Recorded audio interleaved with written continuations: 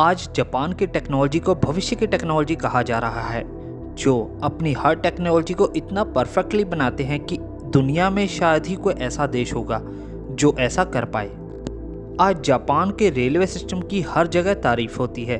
दुनिया में कोई भी ऐसी कंट्री नहीं है जो आज जापान जैसी रेलवे सिस्टम ना बनाना चाहती हो, क्योंकि जापान का रेलवे सिस्टम दुनिया में सबसे अच्छा है। मगर आखिर उन्होंने इस कॉम्प्लेक्स डिज़ाइन को बनाया कैसे, और वो किस तरह ये जान पाए कि उनका रेलवे सिस्टम का डिज़ाइन दुनिया के बाकी देशों से सबसे परफेक्ट है। इस एक्स्ट्राऑर्डिनरी यूट्यूब वीडियो में हम टोक्यो के रेलवे सिस्टम की रीअसेंबलिंग को एक्सप्लोर करेंगे कि कैसे स्लाइम मोल्ड की मदद से एक परफेक्ट रेलवे सिस्टम का डिज़ाइन बनाया गया। पॉलीसेल्फलम को स्लाइम मोल्ड भी कहते हैं। ये एक सिंगल सेल ऑर्गेनिज्म है जो कि ज़्यादातर नमी या अंधेरे वाली जगहों पर ही पाया जाता है।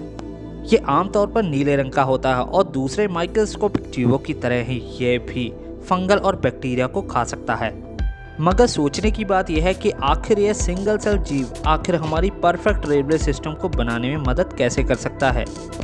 नेचर के द्वारा तैयार किए गए डिज़ाइन अद्भुत होते हैं। स्लाइम मोल्ड एक असाधारण जीव है जिसमें कि ये एबिलिटी है कि वो परफेक्ट नेटवर्क तैयार कर सकता है, बिल्कुल हमारे रेलवे सिस्टम की तरह। आज हम इसके पीछे की साइंस का पता लगाएंगे कि कैसे स्लाइम मोल्ड हमें मॉडर्न साइंस से नेचुरल साइंस का वो पार्ट पढ़ाता है जिससे कि शायद हम कई इनक्रेडिबल चीज़ें बना सकते हैं।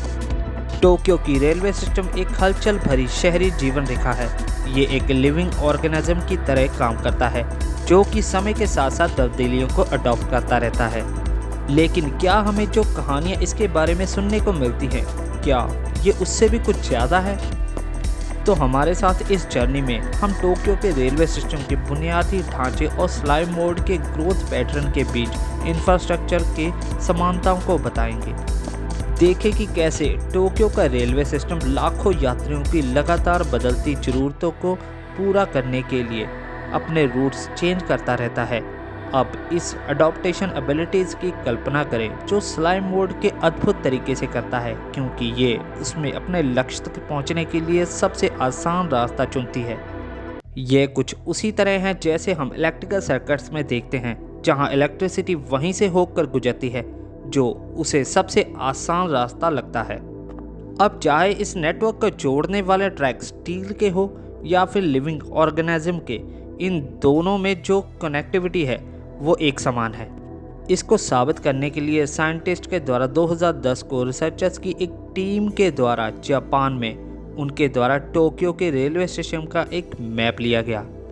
अब साइंटिस्ट के द्वारा ये पता लगाने के लिए कि क्या नेचुरल तौर पर भी क्या ये परफेक्ट डिज़ाइन है, तो उनके द्वारा स्लाइम मोल्ड को टोक्यो के मैप के बीच में रखा गया और जहाँ जहाँ पर भी टोक्यो का रेलवे ट्रैक्स दूसरे रेलवे ट्रैक्स से कनेक्ट थे, उनकी मैप्स पर लोकेशन के ऊपर ब्रेड्स के टुकड़ों को रखा गया।